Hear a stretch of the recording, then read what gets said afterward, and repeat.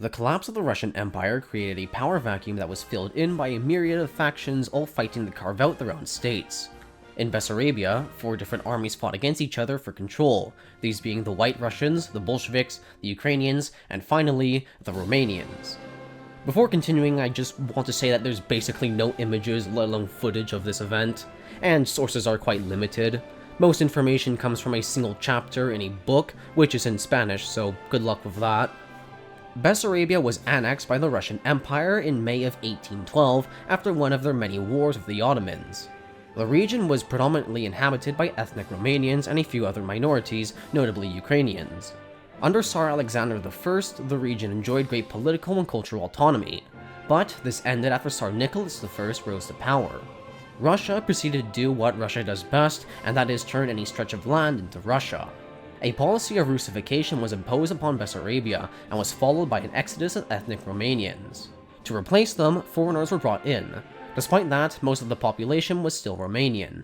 When World War I broke out, the Kingdom of Romania was forced to make a difficult choice. They could either side with the Russians, who they hated, or side with the Austrians, who they also hated. Both sides occupied land with sizable Romanian populations, so there really wasn't any good choice. But, since Austria occupied more land, the Romanians could potentially annex it if they sided with Russia. In August of 1916, Romania officially declared war on the Central Powers on the side of the Entente, and proceeded to get their teeth kicked in. Fortunately, things were about to change. The Russian Revolution of 1917 brought with it many new opportunities. Firstly, the fighting on the Eastern Front died down, at least at certain moments, giving the Romanians some breathing space. Just like in many other Russian territories, the Romanians of Bessarabia formed their own government called the National Junta, and Soviet-style organizations also sprung up. The National Junta was recognized by the Provisional Government in Petrograd and was initially content with remaining part of Russia as an autonomous region. Their immediate threat was a dispute with the Ukrainian Rada, who claimed Bessarabia as part of Ukraine. Bessarabia was recognized by Petrograd as one out of 10 Ukrainian provinces. However, they were given the right to self-determination, so this could have panned out differently. But the Bolshevik Revolution changed everything for the worse. The local Soviet of Chisinau began to challenge the authority of the National Junta. As Russia was descending into civil war, the National Junta took steps to secede from the old empire.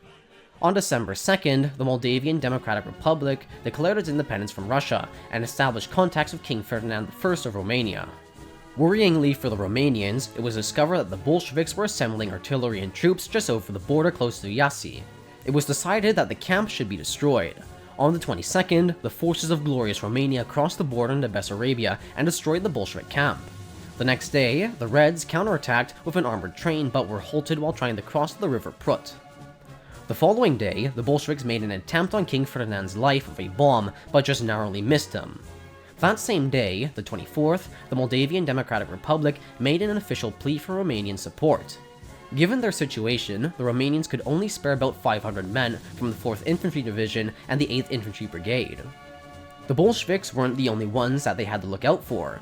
The 6th Russian Army, commanded by the anti-Bolshevik general Dmitry Shcherbachev, demanded that the Romanians withdraw from Bessarabia immediately. Refusing this demand, King Ferdinand firmly ordered his troops to hold the line and not to fall back. Further south, between Pecea and Galati, Shcherbachev was gathering a force for an attack against the Romanians. On paper, the Whites had 35,000 troops within Bessarabia, but in reality it was only about 12,000, mostly from the 1st Siberian Corps led by General Yevgeny Yerskitsky. Regardless, they were still numerically superior, and many of the troops were veterans of the Russo-Japanese War. While outnumbered, the 500 Romanians led by General Constantin Prezin were determined to defend their country. On January 16th, the Russians attacked in force, crossing the River Prut without facing any resistance. The next day, the Russians made it to Pecea, but were fought off by the Romanians. Since the Russians were so numerous, it would take a miracle to defeat them. Luckily for the Romanians, on the 18th, 6,000 White Russian soldiers were convinced by the Bolsheviks to mutiny and left in the middle of the battle. Regardless of this setback, the Whites attempted one last push to take Galati.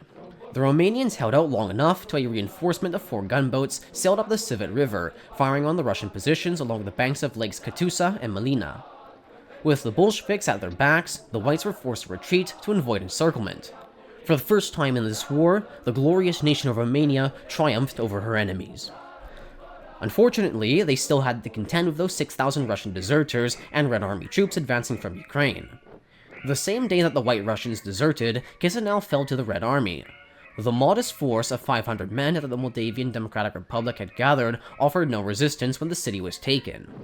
On the 19th, the Red Army itself occupied some hills around Galati and moved their artillery into position. A Bolshevik delegation was sent to persuade the Romanians to surrender. If they refused, then the city would be bombed. After the given time for their surrender ended, the Bolsheviks opened fire on the Romanians. But since they couldn't aim for shit, the artillery barrage caused no serious damage. The next day, the Romanians responded with counterfire and destroyed some of the enemy's guns. On the 21st, the Bolsheviks launched an infantry attack to encircle the city. The Romanian positions on Lake Katusa and Mount Tiglina were successfully taken, and they then charged into the city under heavy fire. The Romanian defenders were reduced to only 200 fighters and were about to be overwhelmed. But at the last moment, reinforcements from the 8th Infantry Brigade arrived just in time and outflanked the Red Army, destroying their artillery and retaking Mount Tiglina. Encircled and under heavy fire, the Bolsheviks began to flee in despair. Surprisingly, many of them managed to escape from the south before the Romanians closed the gap. Later, the fleeing Bolsheviks bumped into the Central Powers' positions and were disarmed. The Battle of Galati ended in a surprising victory for the glorious nation of Romania and cleared the way for their annexation of Bessarabia. On the 23rd, the 4th Division and the 8th Brigade advanced across the border without facing any resistance. The only notable obstacle was the curious presence of 450 Chinese recruits sent from Moscow, though they were quickly destroyed by the much more professional forces of glorious Romania. Further north, General Ernest Brosteniu, I believe that's how you pronounce it, led the 9th Army into Bessarabia and made quick work of any Bolsheviks they came across.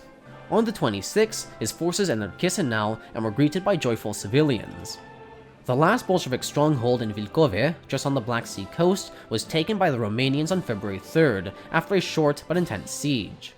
On the 6th, once the whole of Bessarabia was liberated, the Moldavian government voted on whether they should unify with Romania.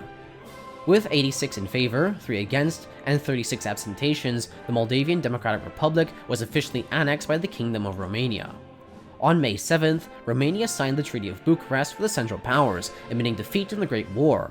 Though they had to cede territory to Austria-Hungary and to Bulgaria, they were allowed to keep all of Bessarabia, and their territory close to doubled in size. What Romania lost was only temporary, as they would rejoin the Allied war effort on November 10th. This fact alone was so terrifying to the Germans that they immediately surrendered the next day. After the war, they took back what they lost, as well as a huge chunk of Austria-Hungary. Once again, the glorious nation of Romania triumphed over her enemies. But the fight for Bessarabia was far from over.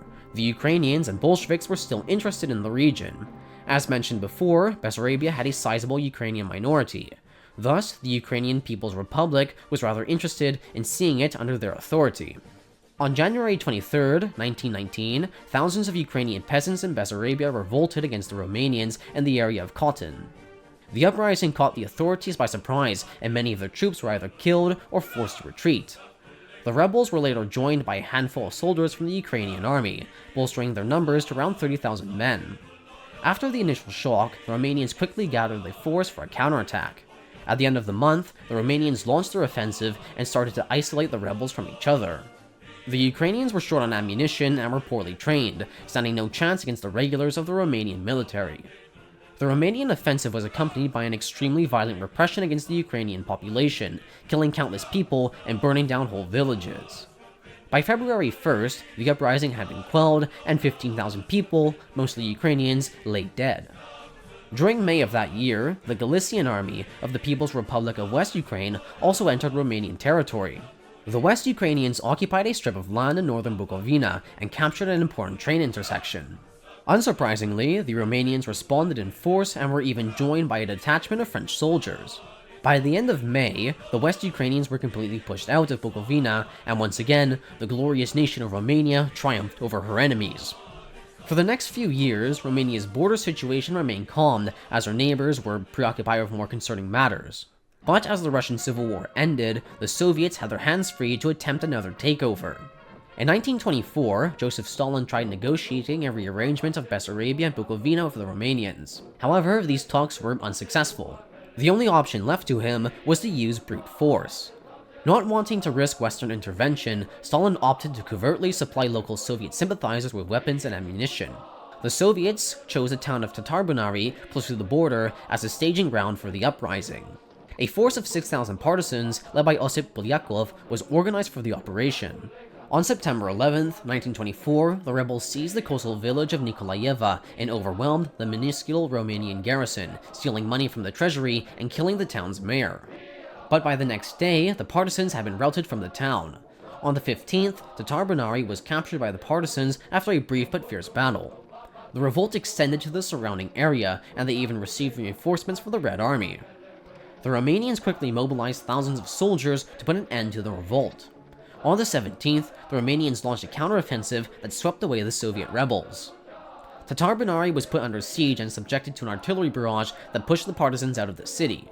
The Romanian Danube flotilla also involved itself in the counteroffensive, harassing Soviet positions along the rivers.